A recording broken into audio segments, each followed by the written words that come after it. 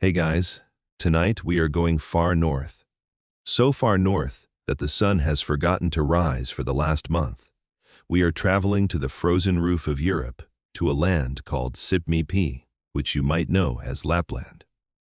But we aren't going there to visit Santa Claus. We are going to join the Sami people for the most dangerous, exhausting, and magical commute on Earth. The spring reindeer migration. You are going to herd 5,000 half-wild animals across hundreds of miles of frozen tundra, battling blizzards, wolves, and hypothermia. And trust me, you probably won't survive the first night if you forget to zip up your tent. So, before you get comfortable, take a moment to like the video and subscribe, but only if you genuinely enjoy what I do here. Also, drop a comment below and let me know, what city are you in right now? And what time is it there? And if you hate the cold as much as I do, leave a snowflake emoji in the comments, so I know who my fellow warm-blooded humans are. Now, dim the lights. Maybe turn on a fan for that soft background hum. And let's ease into tonight's journey together. Imagine you are lying on a pile of birch twigs covered in reindeer skins. It is pitch black. The air inside the tent, the lavvu, is smoky and smells of wet fur, coffee, and unwashed wool. Outside, the wind is howling, like a banshee clawing at the canvas walls. The temperature gauge, if you had one, would be reading somewhere around -40 degrees. You open your eyes, but it makes no difference. It is the polar night, Kamos. The sun hasn't risen in weeks. You are waking up not because of an alarm, but because of the cold seeping through the reindeer hides. You are part of a Sida, a nomadic community of Sami herders. For thousands of years, your people have followed the reindeer. You don't lead them, you follow them. They are the bosses, and right now, the bosses are getting restless. The herd knows that spring is coming, even if you can. Feel it? The pregnant females are desperate to move from the winter grazing grounds in the interior forests to the calving grounds on the coast. They have an internal clock that ticks louder than any watch.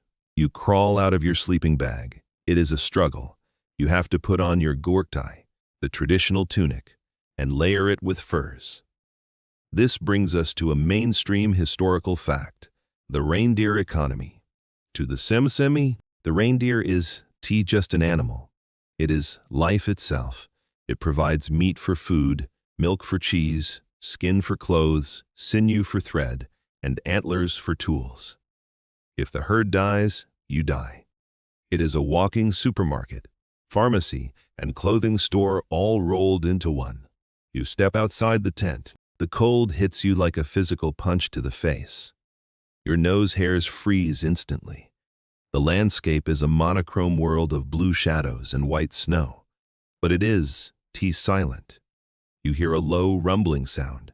It sounds like a distant thunderstorm, or maybe a river rushing over rocks. It is the herd. Thousands of animals are moving in the darkness, digging for lichen under the snow. Their breath forms a massive cloud of steam that hangs over the valley like a fog bank. This leads to a niche, sensory detail. The smelling of the wind. An old herder stands next to you. He doesn't look at the compass, he sniffs the air. He is checking the wind direction. Reindeer always move into the wind, so they can smell predators, wolves ahead of them. If the wind shifts, the herd shifts. You aren't navigating by GPS, you are navigating by the nose of a deer. You grab your ski poles. You check your knife. Academia is actually still debating the origins of the Sami reindeer herding. Campa, the hunters, argues that for most of history, the Sami were hunters who just followed wild herds, and large-scale herding is a relatively new invention, maybe 16th or 17th century, triggered by taxation from Scandinavian kings. Camp B, the pastoralists, argues that the relationship is much older, a gradual domestication that goes back thousands of years. Regardless of when it started, you are in it now. The herder yells something in northern Sami. It sounds sharp and guttural. The dogs, Finnish Lafuns, start barking. The massive, dark shape of the herd begins to flow like oil across the snow. The migration has begun. You are standing on the edge of the herd, your breath freezing into ice crystals on your scarf. The mass of animals is moving, a dark river flowing through the blue twilight. And as they move, you hear it. Click, click, click. It sounds like a million castanets, or a Geiger counter going crazy. It is loud, it is rhythmic, and it is coming from the reindeer's legs. This brings us to a mainstream biological fact. The reindeer click. Reindeer are one of the few animals on Earth that make a noise when they walk. And it's not their hooves hitting the ground. It's a tendon in their knees snapping over the bone. Why? Biologists believe it's a built-in foghorn. In a whiteout blizzard or in the pitch black polar night, the reindeer can't see each other. If a calf gets separated from its mother, it can't find her by sight. But it can hear the herd. The clicking sound allows the group to stay together, even when visibility is zero. It is an evolutionary GPS signal made of cartilage. To you, the herder, this sound is music. It means the herd is healthy. It means they are moving. You adjust your skis. You aren't just watching, you have to work. Your job is to be the fence. There are no physical fences here. The tundra is open. If a reindeer decides to wander off to Russia, it will. So, you and the dogs act as a living perimeter. You ski along the flanks, shouting, waving your poles, turning the stragglers back into the main flow. This leads to a niche anatomical detail. The spreading hoof. You look at the reindeer's feet. They are massive, much bigger than a moose or a horse relative to their size. When a reindeer steps, its hoof spreads out wide, like a snowshoe. It distributes the weight so the animal doesn't sink into the deep powder. And when they lift their foot, the hoof snaps shut, flicking the snow backward. You wish your feet worked like that. Instead, you are relying on wooden planks. You ski closer to the herd. The smell is intense, musk and urine. You spot a female, a vaca leading the group. She is the boss. This brings us to an academic controversy. The matriarchal structure. Unlike many herd animals where a big male dominates, in the reindeer world, the females often call the shots, especially in winter. Why? Because the males drop their antlers in the winter. We'll get to that later. The pregnant females keep their antlers. This means the females are the only ones armed. They can push the males away from the best food patches. Campa, the social biologists, argues this is an evolutionary adaptation to ensure the pregnant mothers get enough nutrition to grow the calf. Camp B, the behavioralists, argues it's just because the males are exhausted from the rutting season and are basically useless until spring. You watch the lead female. She stops. She looks at you. She snorts. She decides the direction. You just make sure she doesn't walk off a cliff. The noise of the clicking fades as the herd moves over a ridge. You have to follow. But you can't just walk. You have dragging to do. You look back at your camp. The tent is down. The gear is packed. It is sitting in a sled. But it's not a sled with runners like you see in movies. It looks like a small boat. It is the pulk, or akio. And pulling it is going to be the workout of your life.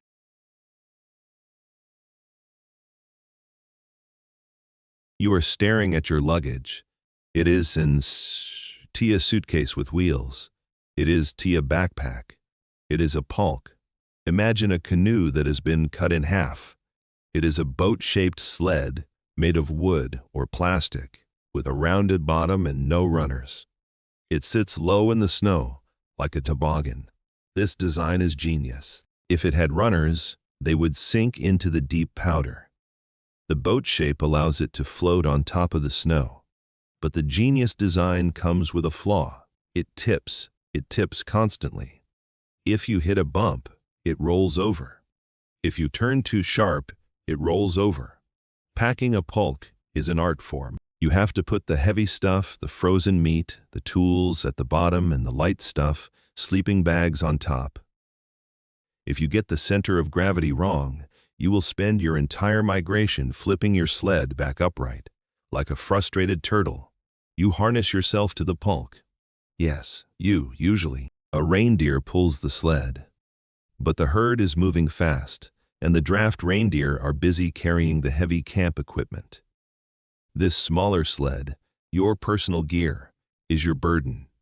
You clip the shafts to your belt, you lunge forward. The weight jerks you back. It feels like dragging a dead body through sand. This brings us to a mainstream historical fact. The raiding before modern times. The pulk was the only way to move goods in the Arctic. It was the semi-truck of the North. The Sami developed a caravan system called a raid. A lead reindeer pulls the first sled. The second reindeer is tied to the back of the first sled, pulling the second sled, and so on. A single herder could lead a train of 20 sleds snaking through the forest. But if the lead deer spooks, the whole train tangles into a screaming knot of antlers and wood. You ski forward, dragging your load. The snow is perfect, cold and dry. But then you hit a patch of sastrugi. These are wave-like ridges of hard snow formed by the wind. They are rock hard. Your pulk hits a ridge. Bang! It flips. You curse. You stop. You trudge back. You flip it over. 10 minutes later, bang, it flips again. You realize that this migration is 10% skiing and 90% flipping your luggage back over. This leads to a niche, engineering detail. The back trace. To stop the sled from running over your heels when you go downhill, the pulk has a stiff set of shafts, like a rickshaw, instead of ropes. But in the old days, they didn't have stiff shafts. They used a single rope. So, if you went downhill, the sled would careen into your legs and break your ankles. The solution? You tied a loop of rope under the sled to create drag. Or you just skied faster than death. You crest the hill. The herd is far ahead, a dark stain on the white landscape. You are sweating inside your furs. This is the paradox of the Arctic. It is minus 30 degrees, but you are overheating. If you sweat too much, the moisture soaks your clothes. When you stop, that moisture freezes. You become a human icicle, so you have to regulate. You are managing your thermodynamics as carefully as you manage the herd. You catch up to the group. They have stopped for a quick break. An old woman is adjusting the harness on a reindeer. You look at her feet. She is wearing modern boots. She is wearing scalar. These are shoes made from the skin of the reindeer's skull, the forehead. Why the skull? Because the fur there is short, tough, and directional. It grips the snow. But the best part, she has stuffed them with sedge grass, carex. She does wear socks. She wraps her bare feet in dried grass. The grass traps warm air.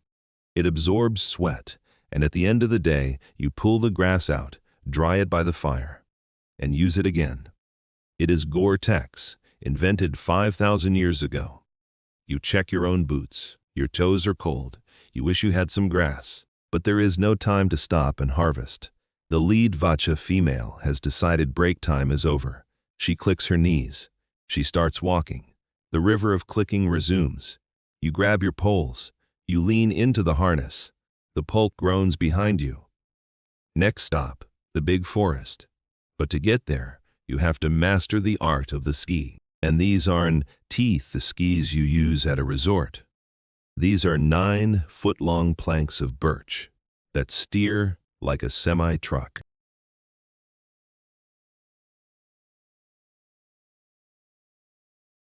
You are face down in a snowbank. Your mouth is full of ice crystals, and your legs are twisted in a way that anatomy textbooks say is impossible. You have just discovered that ancient Sornmi skiing is not exactly like a holiday in the Alps. You untangle yourself and stand up. You look at the 2 wooden planks attached to your feet with leather straps. They are skis, suks and simi, but they look wrong. One is really long, maybe 10 feet. The other is shorter, maybe 6 or 7 feet. You did break one. This is intentional. This brings us to a niche. Technological detail. The asymmetrical ski. For centuries, the Sami and other Nordic peoples used uneven skis. The long ski, usually on the left foot, is the glider lop. It is smooth-bottomed, made of birch, and designed to slide long distances.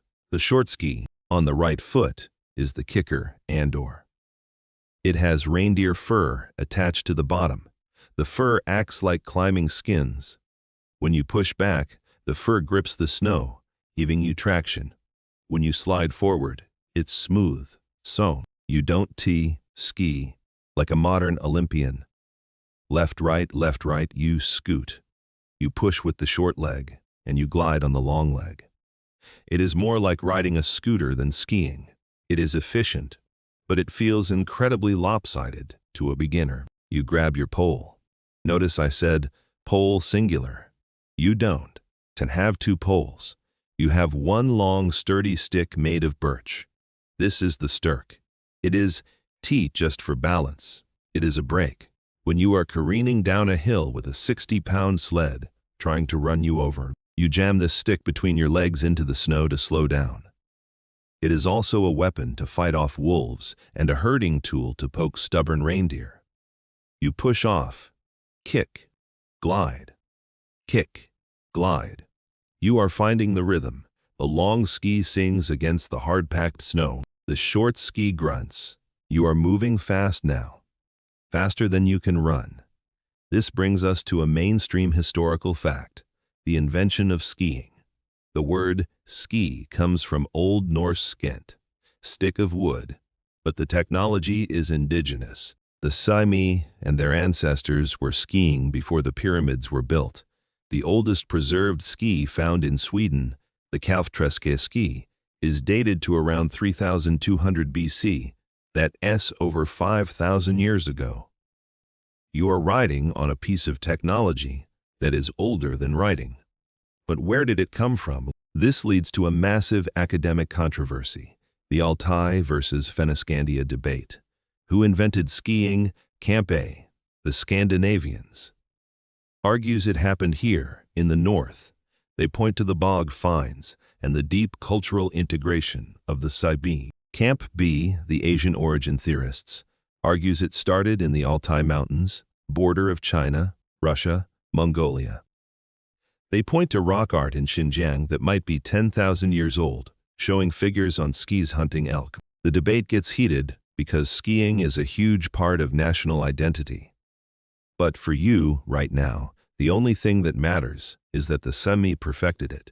They didn't ski for fun. They skied to hunt. A human on skis can outrun a moose in deep snow. The moose sinks, the human floats. It was the ultimate persistence hunting tool. You crest a ridge. The herd is spread out in the valley below. They are stopped. You ski down. You use the telemark turn, or a clumsy version of it, to steer. You crash again, but you get up faster this time. You reach the herd. They aren't moving. They are digging. This is called cratering. The reindeer are using their front hooves to dig massive holes in the snow, sometimes 3 feet deep. They disappear into these craters, leaving only their antlered heads visible. They are looking for food. But how do they know where to dig? The snow is a featureless white blanket. There is no smell. There is no sign of vegetation. Yet, the reindeer walk to a specific spot, dig, and find lichen. You look at the snow. It looks just like the snow 5 feet away where there is no lichen. How do they do it? You are about to learn that your boss, the reindeer, has a superpower. He isn't just sniffing. He is seeing things you cannot see. He is seeing the world in a spectrum that would give you a headache. You lean on your single pole, watching them eat the gray, crusty moss. You are hungry too. You realize that you are completely dependent on an animal that eats fungus and sees invisible light. And you are about to find out that reindeer moss isn't just food for them. In a pinch, it's food for you too. But let's hope it does. Come to that. You are standing on your skis, leaning on your single birch pole, watching a scene that looks like a battlefield of snow. The smooth, white blanket of the tundra has been shattered. Everywhere you look, There are craters, deep, jagged holes dug into the snowpack. Inside each crater is the rear end of a reindeer. The heads are invisible, buried deep in the hole, rooting around near the frozen soil. All you hear is the sound of heavy breathing and the rhythmic crunch. Crunch, crunch, crunch of thousands of animals chewing something crispy.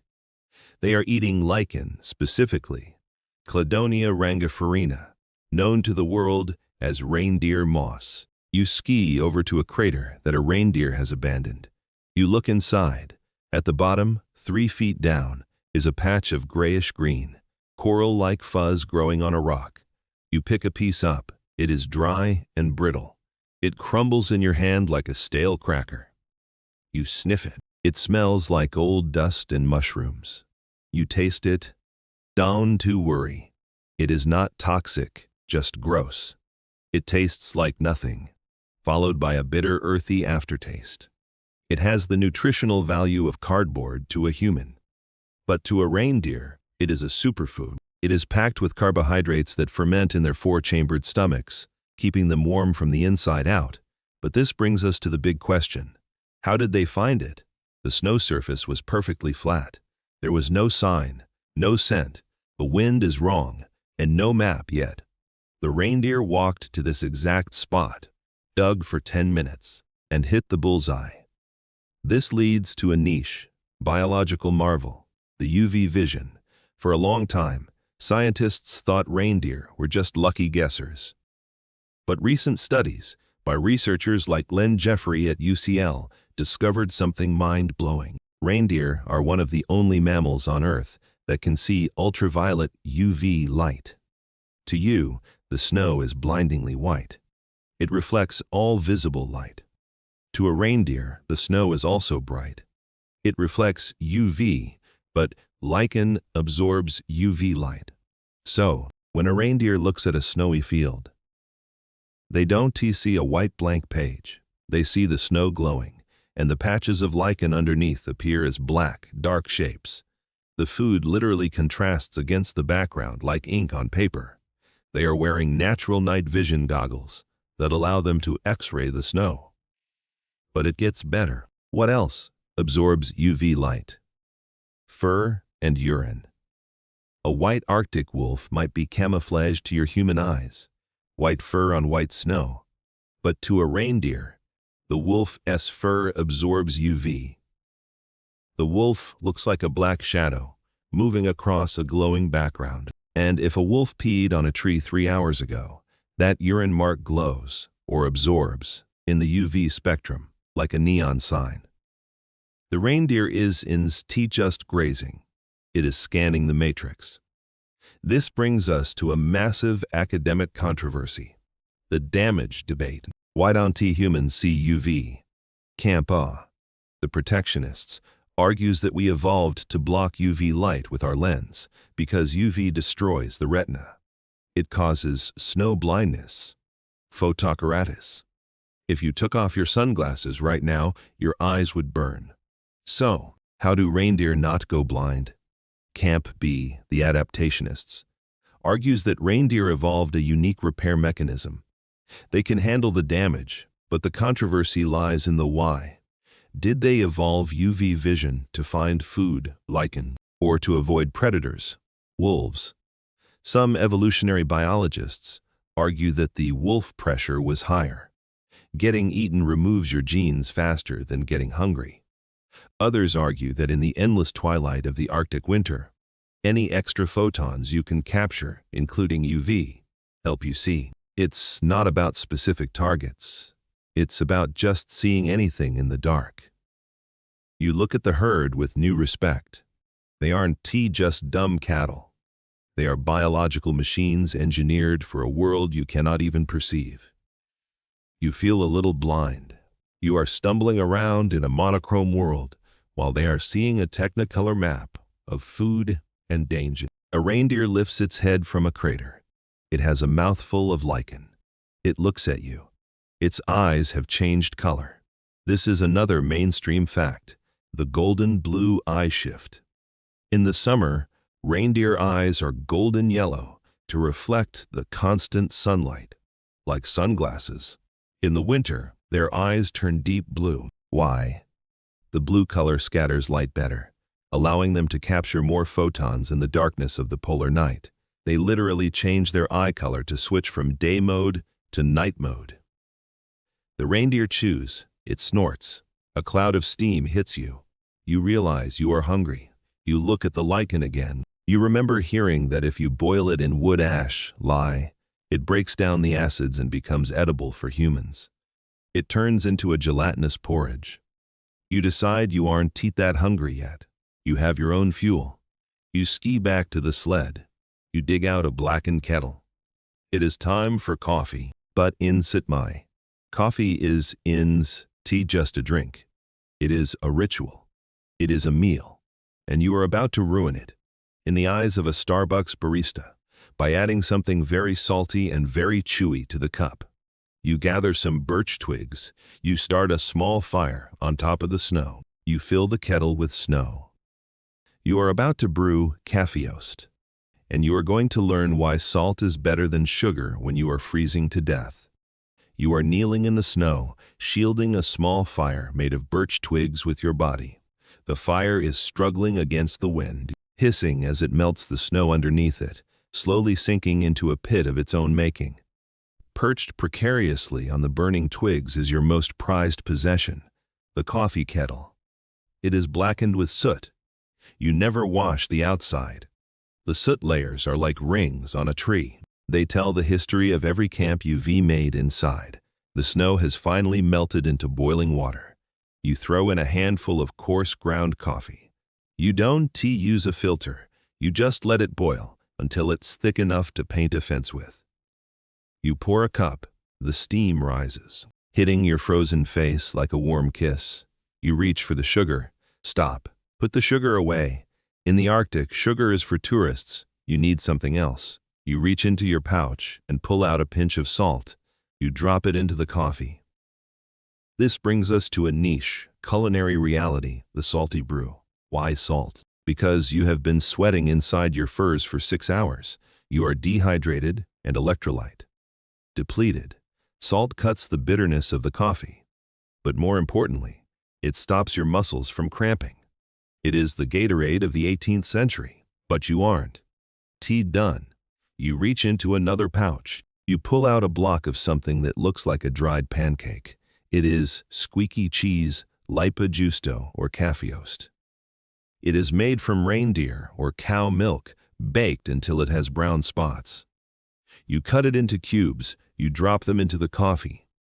They don't melt. They float. They soak up the hot, black liquid like sponges.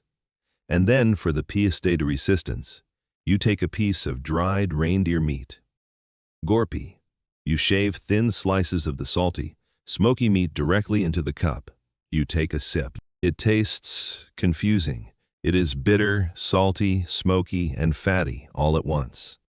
It tastes like a campfire in a cup. You drink the liquid. Then you use a spoon or your knife to fish out the soggy cheese and the rehydrated meat. The cheese squeaks against your teeth. It is hot and rubbery. The meat is tender. You realize this is a drink. It is a soup. It is a high-calorie energy injection designed to keep you alive for the next 4 hours of skiing. This obsession leads to a mainstream historical fact: the coffee champions. The Nordic countries, Finland, Norway, Sweden, consistently rank as the highest coffee consumers in the world. The Sami are the champions of the champions. But it wasn't always this way. Coffee arrived relatively late, 1850-19th century. Before that, it was broth or water. When coffee arrived, it took over. It became the heartbeat of the Sita. You don't ask, how far is the next camp? You ask, how many coffee boils away is it? Usually a coffee boil is a unit of distance equal to about 3 to 4 hours of travel. But this addiction brings us to a massive academic controversy. The Laestadian shift. Why did the Sami embrace coffee so hard? Camp A, the trade theorists, argues it was simply trade.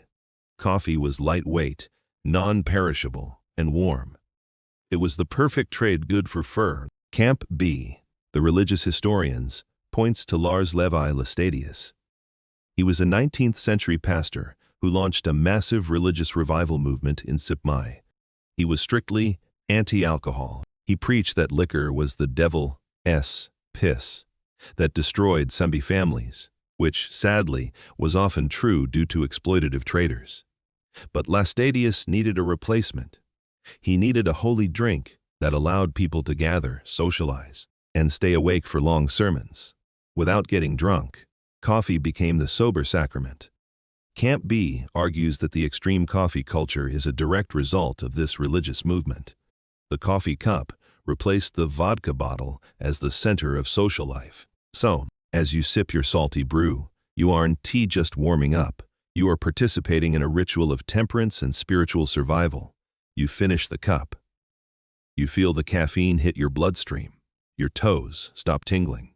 You pack the kettle. The herd is moving again. The clicking sound is fading into the distance. You have to follow. But the whiteout is returning. The wind is picking up, blowing snow horizontally. The landscape is disappearing. You can see the landmarks. You can see the sun. How do you navigate? You don't use a map. You use a song. You start to hum. A low, guttural sound in the back of your throat. You are about to yoic. And you are going to learn that a yoic isn't a song about a mountain. The yoic is the mountain.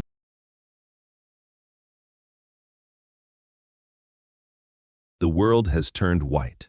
The sky, the ground, and the air between them have merged into a single featureless void. This is a whiteout. You can see the herd anymore. You can even see the tips of your own skis. Panic starts to rise in your chest, cold and tight. But then you hear a voice. It isn't speaking words. It is singing a melody you recognize. It sounds like a chant, rhythmic and repetitive, rising and falling with the wind, low, low, low, new, new, new. It is a yoic. This brings us to a mainstream cultural fact, the definition of yoic. A yoic is one of the oldest musical traditions in Europe. But it is fundamentally different from Western music.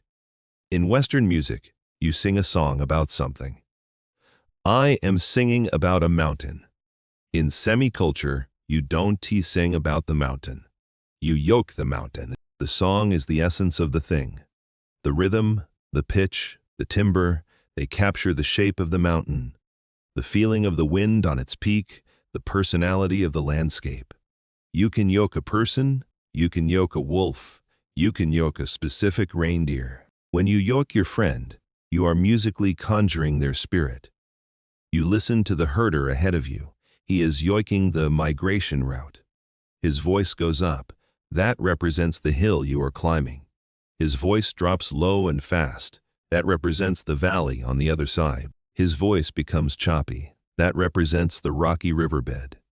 He is singing a topographical map. If you follow the song, you get lost. The melody matches the terrain. This leads to a niche, cognitive science detail. The mnemonic landscape. Neuroscientists and anthropologists believe that the yoic acts as a mnemonic device, a memory aid. The human brain remembers melodies better than directions. You might forget, turn left at the big rock, but you forget the tune of the big rock song. By encoding the landscape into music, the Sami created a GPS system that doesn't need batteries. It lives in the throat, but the yoke has a dark history. This brings us to a massive academic controversy: the sinful sound suppression. For centuries, the Christian Church and the Nordic states tried to ban the yoke. Kampa, the missionaries, argued that the yoke was sorcery. It was the tool of the Noedi, the shaman. They believed the yoke could summon spirits, change the weather, or curse people. They called it the devil's music. In some places, yoiking was illegal. You could be fined or beaten for humming. Camp B, the resistance, argues that the ban was purely political. The yoik was the core of Sunni identity. By banning it, the state tried to break the culture. But the yoke survived underground. People yoked in secret. They yoked to their reindeer when no one was watching. The controversy continues today. Is the modern yoke mixed with pop or rap a revival? Or is it diluting the sacred function of the original? You try to join in. You hum a low note. It vibrates in your chest. It feels grounding. The wind howls, but the song cuts through it. Suddenly the herder's yoke changes. It becomes sharp, urgent, aggressive. Gah, the melody spikes. This isn't a map anymore. This is a warning. You stop skiing. You strain your eyes into the white mist. The dogs are barking frantically. The reindeer are clicking louder, bunching together. You look down at the snow. You see a footprint. It is large, much larger than a dog ass, and the toes are splayed wide. Wolf, the song has stopped. The map is gone. Now, you have to fight. You grab your single ski pole. It is a spear now. You are about to face the ancient enemy of the herd, and you are going to realize that in a blizzard, the wolf has the advantage. He can see you. Remember the UV vision, but you can see him. You are staring at the footprint in the snow. It is perfectly shaped, four-toed, and massive, easily the size of your hand. The edges are sharp, which means it was made seconds ago. The wind hasn't had time to erode it yet. You look up. The whiteout has thinned into a gray, swirling mist. You can see the predator, but you can feel it. The hair on the back of your neck, the primal sensors you forgot you had, is standing up. The dogs feel it too. They aren't barking anymore. They are silent, hackles raised, teeth bared, staring into the gloom. You turn to the old herder.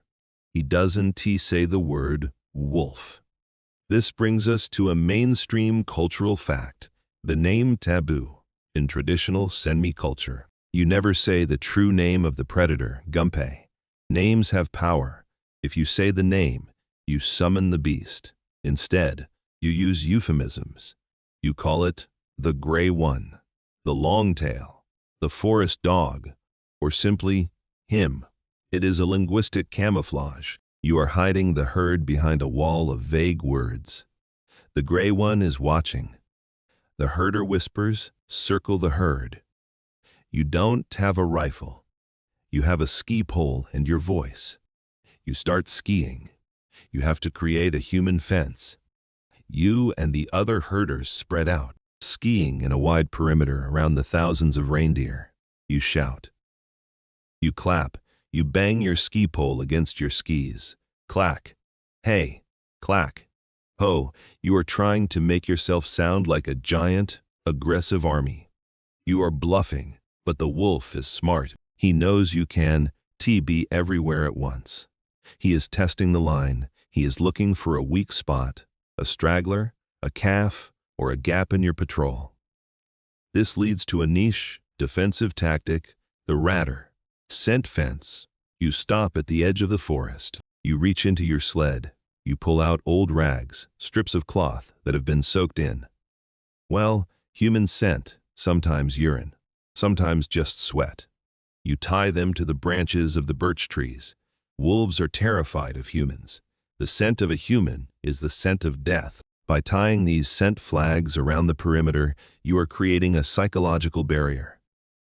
To the wolf's nose, it smells like a line of men standing guard. It is a ghost fence. You see the herder doing something even more direct.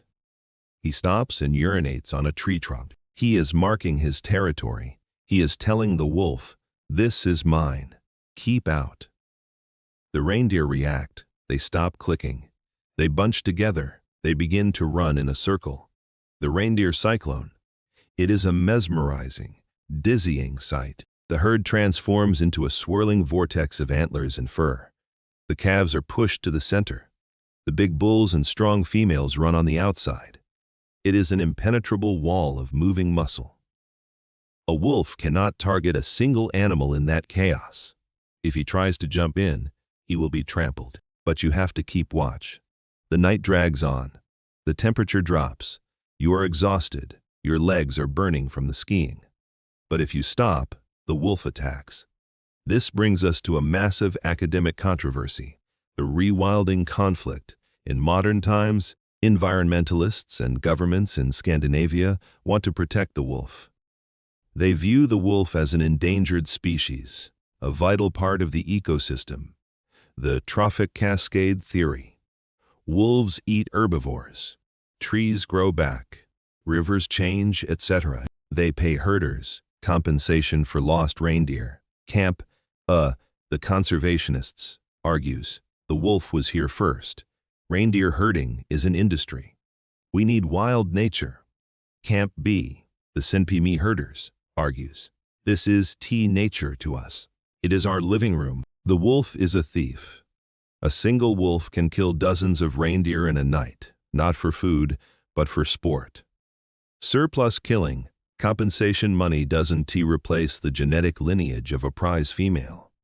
To you, standing in the dark, this isn't a debate about biodiversity. It is a home invasion. A wolf taking a reindeer is like a bank robber taking your savings account. Suddenly, you see it. Two glowing points of yellow-green light in the darkness. Eyes. They are low to the ground. They are watching you. You freeze. The wolf is huge. He is assessing you. Are you dangerous? Or are you just a scared primate with a stick? You raise your pole. You fill your lungs. You let out a yoke, but not a gentle song. A wolf yoke. It is aggressive. It mimics the growl of a predator. You are speaking his language. You are saying, I am the alpha here. The eyes blink. The wolf hesitates. He looks at the swirling cyclone of reindeer. He smells the scent flags. He hears your growl. He calculates the risk. He turns. The eyes vanish into the mist. He is gone. You let out a breath that shudders through your whole body. You didn't fight. You didn't kill. You just held the line. The gray one will look for an easier meal, maybe a moose or a hare. The sun or the twilight begins to return. The sky turns a deep, bruised purple. The herd slows down. The cyclone unravels. The clicking resumes. You ski back to the sled. You are shivering uncontrollably now. The adrenaline crash is hitting you. You are cold, bone-deep cold.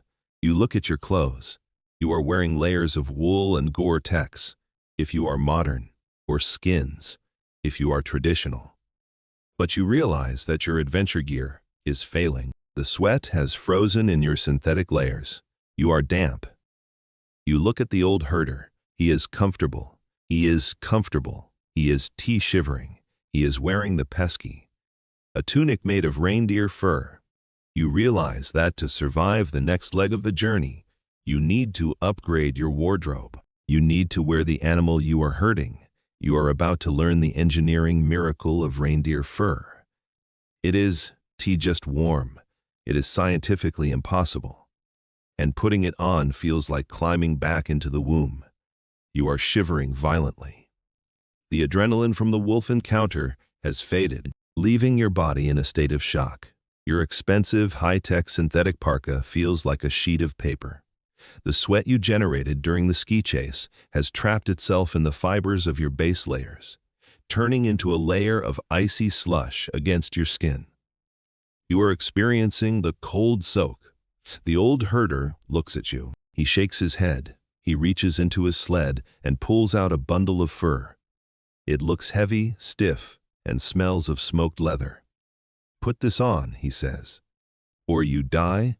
It is a pesky, or biska in northern Sweden. It is a tunic made from the winter skins of reindeer calves. It has no zippers. It has no Velcro. It has no Gore-Tex. You pull it over your head like a giant sweater.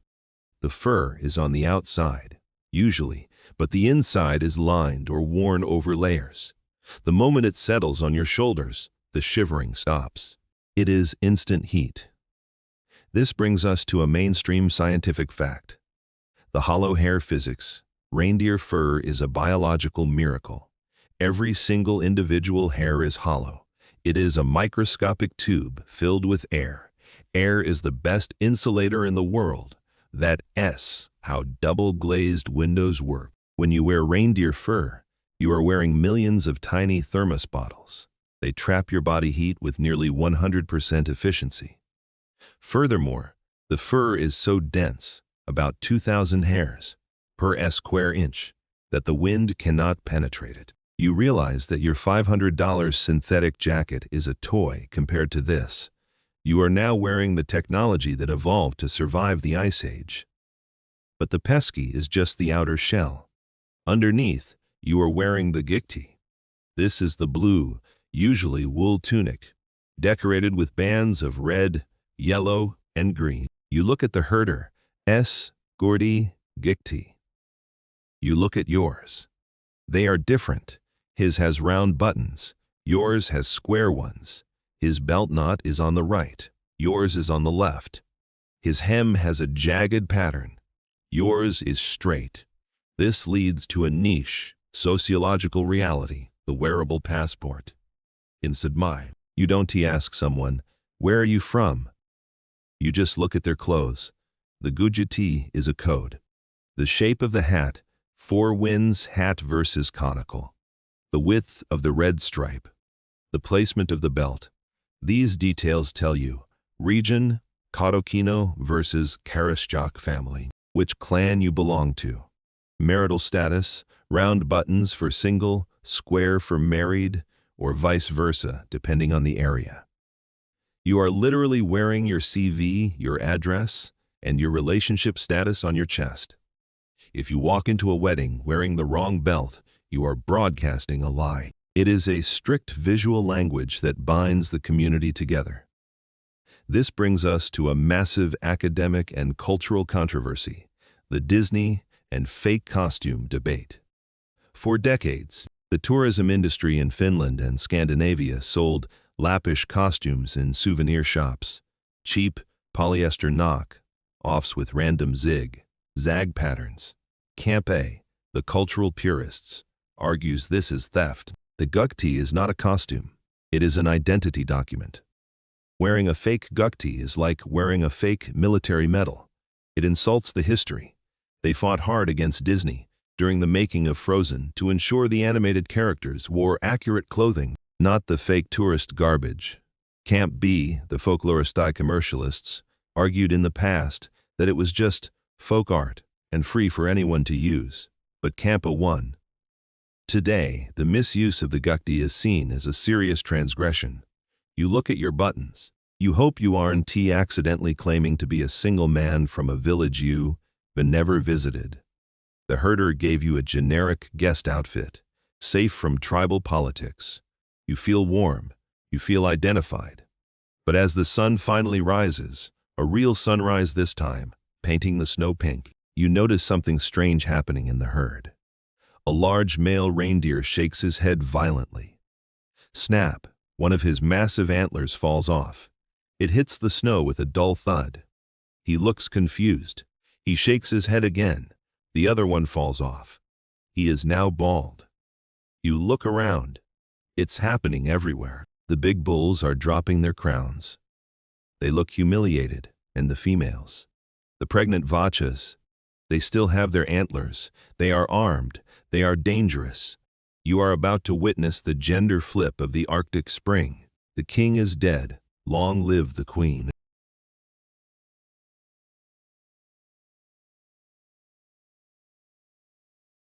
You are standing in the snow holding a massive branching object that weighs about 15 pounds. It is rough, cold, and bone white. It looks like the branch of a dead tree, but it is warm at the base. It is an antler. Just moments ago, this magnificent crown sat on the head of the largest bull in the herd. He was the king. He strutted around during the rut, Rikim in autumn, fighting rivals and gathering a harem. He was majestic. Now he looks like a confused horse. He shakes his head, testing the strange lightness. He looks at the other male, who still has one antler left, hanging lopsidedly over his ear like a broken hat. Plop. The second one falls. The bull is now bald, and with his antlers, he has lost his crown, his confidence, and his rank.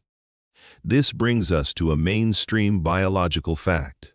The great gender inversion. Reindeer are unique among deer species, Cervidae, because both males and females grow antlers, but they don't lose them at the same time. The males use their antlers for fighting over mates in the autumn. Once the mating season is over, their testosterone levels drop. The bone at the base of the antler dissolves calcium resorption, and the antlers fall off in winter or early spring. But the females, they keep theirs.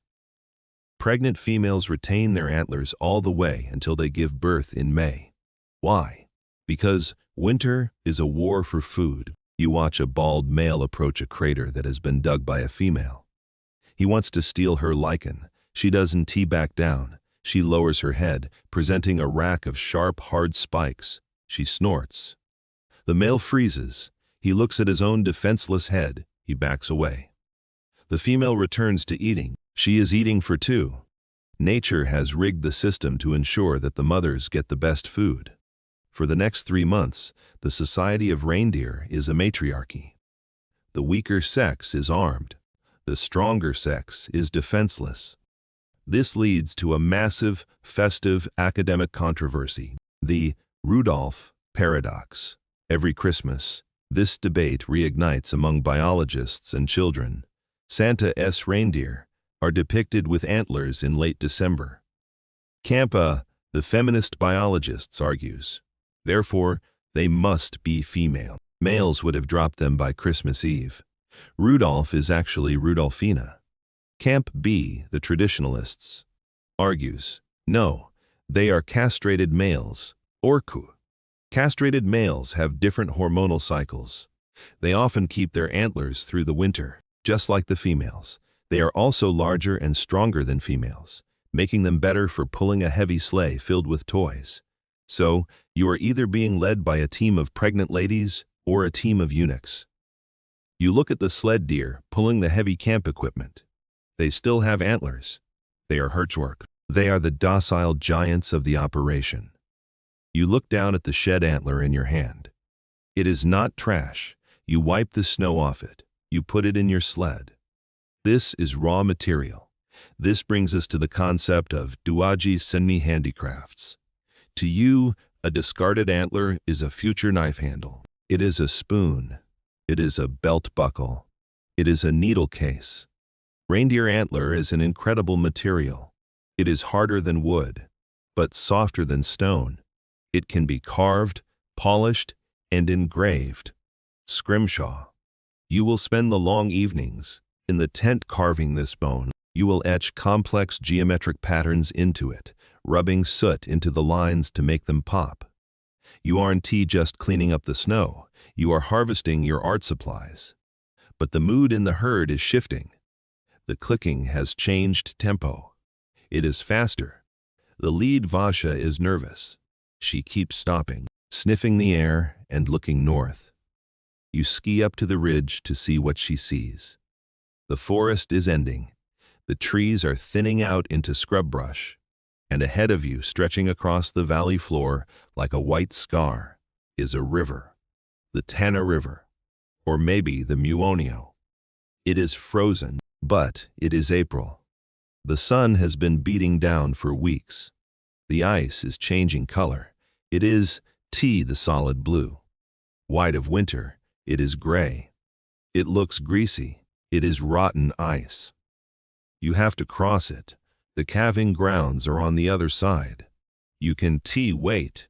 If you wait, the river will break up completely, and you will be trapped on the wrong side of the flood. But if you cross now, you have 5,000 animals. That is tons of weight vibrating on a fragile sheet of crystal. You ski back to the herd. The herders are gathering. They are checking their ropes. They are checking their nerves. We cross at night, the old herder says, when the cold hardens the slush. You wait for the twilight. The temperature drops. The herd approaches the bank. They smell the water under the ice. They stop. They refuse to step onto the gray surface. You have to force them. But you can scare them, or they will stampede. If 5,000 reindeer stampede on rotten ice, the resonance will shatter it like glass. You have to trick them. You grab the lead rein of the Judas deer. A tame bell wearing male trained to lead. You step onto the ice. Crr, ooh, unch. It sags slightly under your skis. Water pools around your boots. You hold your breath. You pull the Judas deer. He steps out. The herd watches. If he falls through, they will turn and run. If he walks, they will follow. You are about to play Russian roulette with a river, and you are standing on the barrel. You are standing in the middle of the Tana River, but you aren't swimming. You are skiing on a sheet of gray glass that is groaning under your feet. It is 2 a.m. The twilight is deep blue. The air is still. You are holding the lead rope of the bell reindeer. Bielosiedsee. He is a castrated male, calm and trusting. He walks with a steady, plodding rhythm. Behind him, the first wave of the 5,000-strong herd has stepped onto the ice. This is the moment of maximum danger. If the herd panics and bunches up, the concentrated weight will punch a hole through the ice instantly. You will have a reindeer soup in freezing water. If they run too fast, the vibration will shatter the ice. You have to keep them moving, but moving slowly. You are conducting a symphony of friction and anxiety. Suddenly, you hear a sound, PWWWWWing. It sounds like a Star Wars laser blaster firing in a cathedral. It is followed by a deep, resonant woo-oom. This brings us to a niche acoustic phenomenon, the singing ice acoustic dispersion. When ice cracks or settles, it sends sound waves traveling through the sheet. The high-frequency waves travel faster than the low-frequency waves. By the time the sound reaches your ears, it has stretched out into a descending chirp pew. Pew. To a tourist, it sounds cool. To you, it sounds like the river is screaming. It means the ice is bending. It is under stress. You feel the ice sway beneath your skis. It isn't a rigid floor. It is a membrane. It bows down under the weight of the herd, creating a shallow valley of water around your boots. You are literally skiing uphill to get off the river. You look back. The herd is a dark, seething mass. They are clicking. They are snorting. You see a crack shoot out from under a hoof. It races across the river like a lightning bolt right between your legs. Credayak. The bell reindeer flinches. He stops. If he stops, the herd stops. If the herd stops, the weight concentrates. Walk. You whisper. You tug the rope gently. You don't yell. Yelling adds stress. He takes a step. Then another. The line holds. This terrifying crossing highlights a massive academic and environmental controversy, the indigenous knowledge versus climate change crisis. For thousands of years, the Sami elders possessed Thefarbedietu traditional knowledge. They knew exactly which day the river would freeze and which day it would break. They knew that if the ice looked black, it was safe. If it looked white, it was rotten. But today, the calendar is broken. Camp A, the climate scientists, presents graphs showing the Arctic is warming 4 times faster than the rest of the planet. The freeze is later, the thaw is earlier. Rain falls in January, creating ice layers that starve the reindeer. Camp B, the herders, argues that their traditional knowledge is being rendered obsolete by forces they cannot control. They can no longer trust the river. The safe dates are death traps. You are living this controversy. You are crossing on a date that should be safe. But the ice feels wrong. It feels thin. You are navigating a landscape that is actively betraying your history. You reach the far bank. You scramble up the snowy embankment. Your skis bite into the mud. You pull the bell reindeer up. He shakes his head, ringing his bell. Clang-a-lang. It is the all-clear signal. The herd pours up the bank behind him, flowing like water in reverse. They are safe. They are dry. You collapse onto the snow. Your heart is hammering against your ribs, like a trapped bird. You have crossed the water barrier. But as you catch your breath, you look ahead.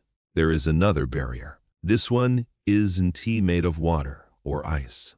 It is made of wood and wire. It is a fence, and it stretches for hundreds of miles, cutting straight through the migration route. This brings us to a mainstream geopolitical fact: the borders of Sami. The land of the Sami doesn't care about maps. It stretches across Norway, Sweden, Finland, and Russia. But the governments of those countries care very much about maps. In the 18th and 19th centuries, they drew lines in the snow. They said, "This is Norway. That is Sweden." They built fences to stop the reindeer from eating foreign moss. You are standing at the Swedish-Norwegian border. Historically, your people moved freely. Now, you need a passport for a reindeer. You ski up to the fence. There is a gate. It is locked. You have to wait for the border commissioner or a designated official to open it. You are stuck in a bureaucratic limbo between two nations. The reindeer don't understand. They see good grazing on the other side. They push against the wire. If they break the fence, it is an international incident. You have to patrol the wire. You have to shout at the deer in Swedish and Norwegian, or just in reindeer. You look at the fence posts. They are buried deep in the snow. This fence is a scar on the land. It disrupts the flow. It forces you to funnel the herd through narrow convention areas. It turns a migration into a cattle drive. Finally, a snowmobile arrives. An official unlocks the gate. He checks your papers. He counts the herd roughly. "Go," he says. You push the gate open. The herd floods into Norway. You have crossed the political line. But the journey isn't over. You have crossed the ice. You have crossed the border now. You have to deal with the biology. You look at the pregnant females. They are getting heavy. They are moving slower. They are close. The calving is coming, and you have to get them to the specific birthing grounds near the coast before the babies drop. Why? Because of the mosquitoes. If the calves are born in the forest, the insects will eat them alive. You have to race the bugs to the windy coast. But before you get there, something magical is about to happen. You see a female stop. She lies down in the snow. She refuses to move. The clicking stops. The herd moves on, but she stays. You ski over. You are about to witness the arrival of the next generation, and you are going to have to perform a quick, painless surgery on the ear of a newborn to tell the world who he belongs to. You stop skiing. You plant your pole in the snow and stand perfectly still. A few yards away, a female reindeer, Avacha, has separated herself from the flowing river of the herd. She has found a sheltered hollow near a birch tree. She lies down. The clicking stops. The silence of the tundra returns, heavy and expectant. You watch from a respectful distance. You don't intervene. This is a process that has been happening without human help for 10,000 years. Steam rises from her flank. She pants, and then, in a rush of fluid and warmth, a bundle slides out onto the frozen ground. It is wet. It is sticky. It looks like a pile of dark, matted fur, but then it moves. A head lifts up. Huge, dark eyes blink at the blinding white world. The mother immediately begins to lick it. This isn't just affection, it is a survival mechanism. She has to dry the calf before the amniotic fluid freezes into a shell of ice that would kill it. Her tongue is a towel and a heater. This brings us to a mainstream biological fact: precociality. Human babies are useless. They can hold their heads up for months. Reindeer calves. They are the Ferraris of the baby world. You watch in amazement. Within 10 minutes of being born, the calf is trying to stand. Its legs are impossibly long and wobbly, like stilts made of jelly. It falls. It tries again. Within 1 hour, it can walk.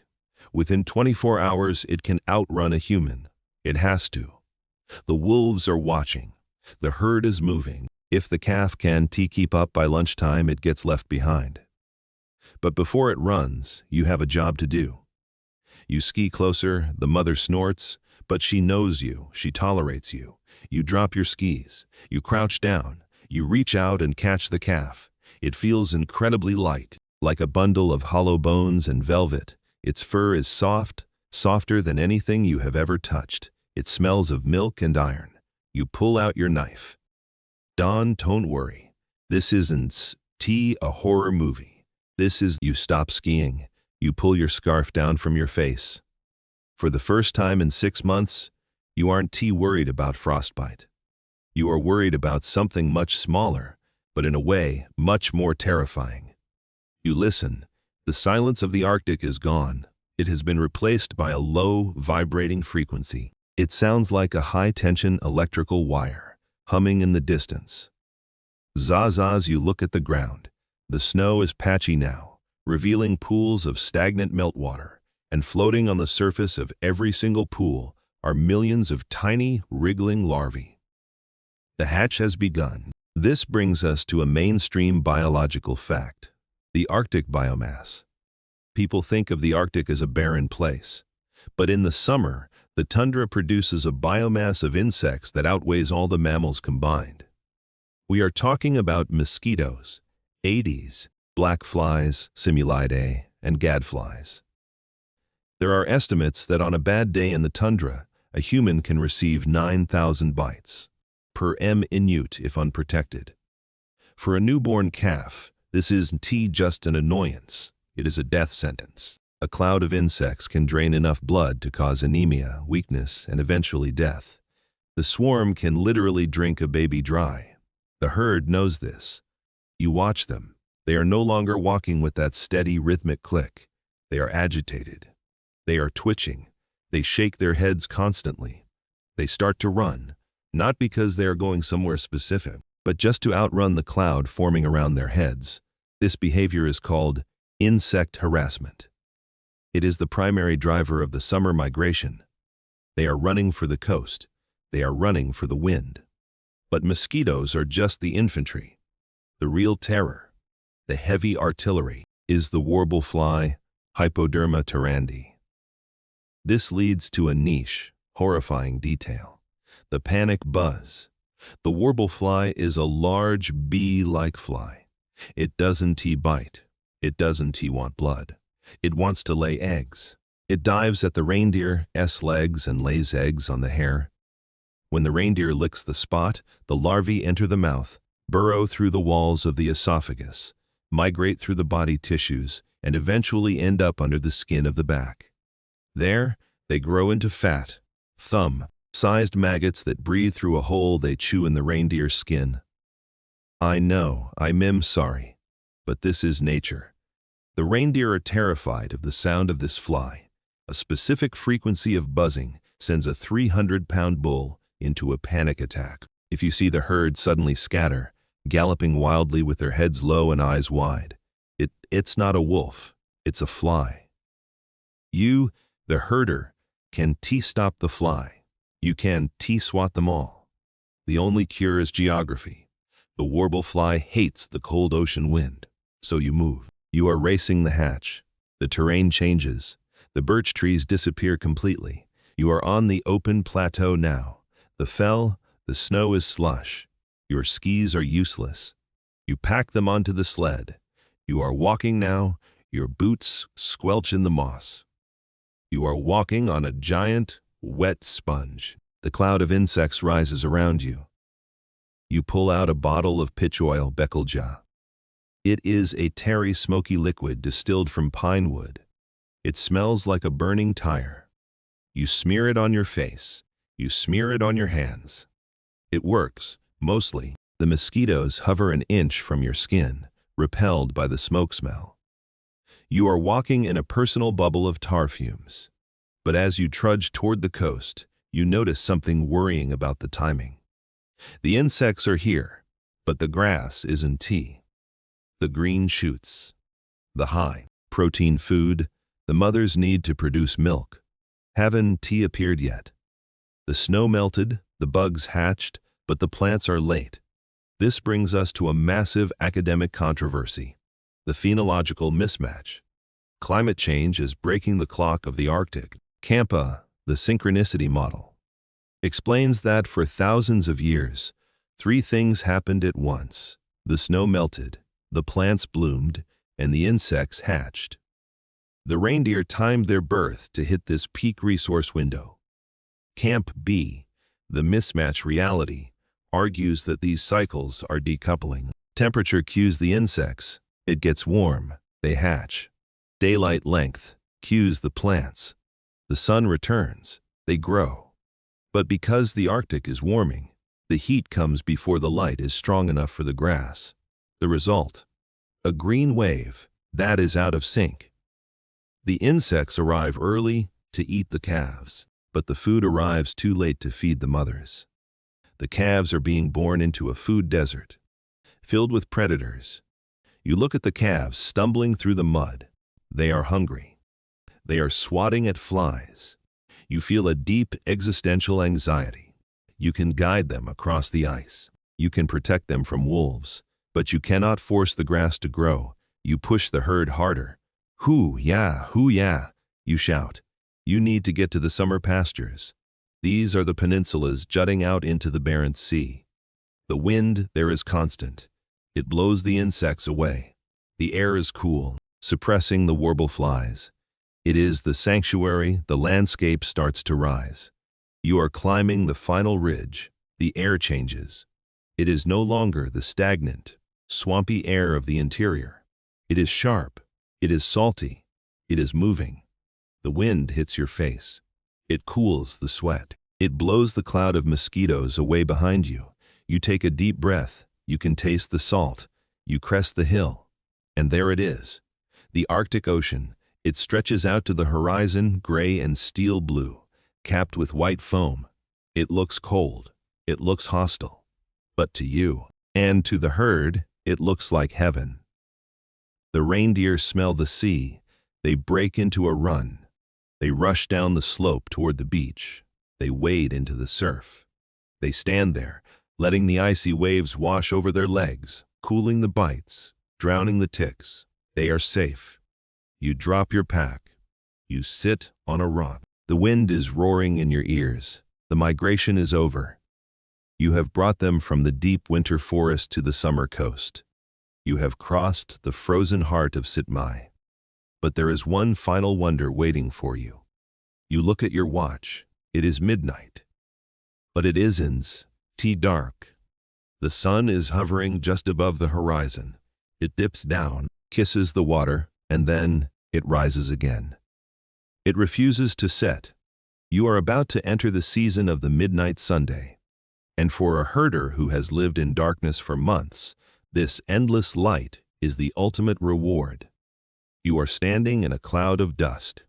The snow is gone. The silence of the winter tundra has been replaced by a cacophony of grunts, hooves pounding the earth, and human shouts. It is July. You are on the summer pastures by the coast. The sun is blazing at 2 a.m. You are standing in the center of a gordy, a reindeer corral. The solitary struggle of the migration is over. The Sita families have gathered together. The tents are pitched in a circle. The coffee fires are burning non-stop. And inside the wooden fence of the corral, thousands of reindeer are running in a circle. It looks like a whirlpool of fur and antlers. Your job is to step into that whirlpool. Spot a calf that belongs to your family. By recognizing the mother's earmark, and catch it. You are holding a supan, the Sumi lasso. This leads to a niche, technological detail, the magic bone ring. This isn't an American cowboy lasso. A cowboy lasso uses a knotted loop, Honda, that is heavy and slow. Your lasso is light, made of braided sinew or synthetic rope. And at the end, it has a piece of reindeer antler with 2 holes drilled in it. This is the giella. It acts as a sliding buckle. When you throw the rope, the giella allows the loop to close instantly and smoothly around the reindeer's antlers. It doesn't jam. It doesn't freeze. It is a piece of Stone Age engineering that outperforms plastic. You spot a calf. It is running next to its mother. You see the mother's ear, swallowtail on the left. That's yours. You coil the rope. You wait for the rhythm. You throw. The rope snakes out, hovering in the air.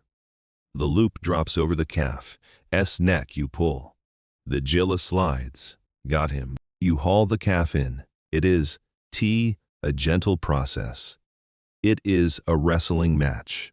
You are covered in dust and sweat. But as you wrestle the calf, you hear a sound that doesn't belong. It is the click of hooves. It is the yoik. It is the high-pitched scream of a two-stroke engine.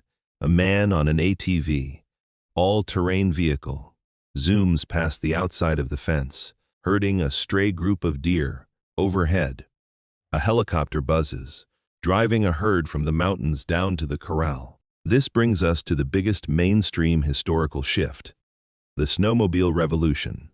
In the 1960s, the snowmobile, and later the ATV, arrived in Sami. It changed everything faster than the Ice Age. Before the 1960s, a herder skied with his herd. He lived with them, he moved at their speed. The reindeer were tame, they knew him. After the 1960s, the herder could live in a house in the village and commute to the herd on a machine. He could herd 10,000 animals in a day instead of 500. But this convenience sparked a massive academic and cultural controversy. The stress, survival debate. Campa, the traditionalists, ethologists, argues that mechanization ruined the relationship.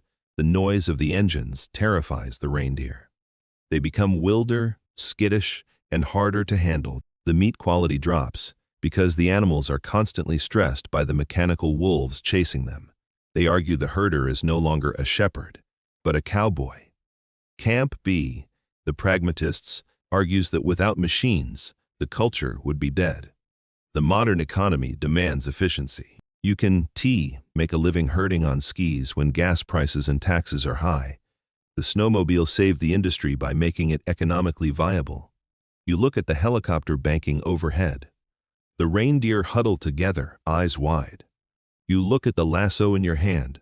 You are standing in the middle of this collision. You are using a bone ring to catch an animal that was driven here by a flying machine.